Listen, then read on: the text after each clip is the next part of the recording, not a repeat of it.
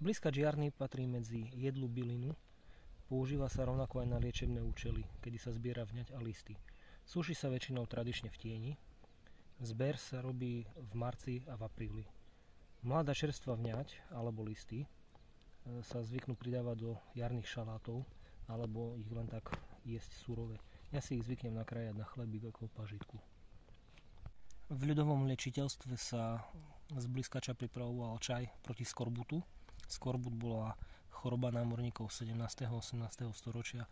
Je to choroba nedostatku vitamínu C, kedy sa to prejavuje napríklad krvácajúcimi ďasnami a vypadávaním zubov. Blízkač má aj ďalšie liečivé účinky. Extrakt sa pridáva napríklad do kúpeľov proti hemeroidom, bradaviciam a sfrabu.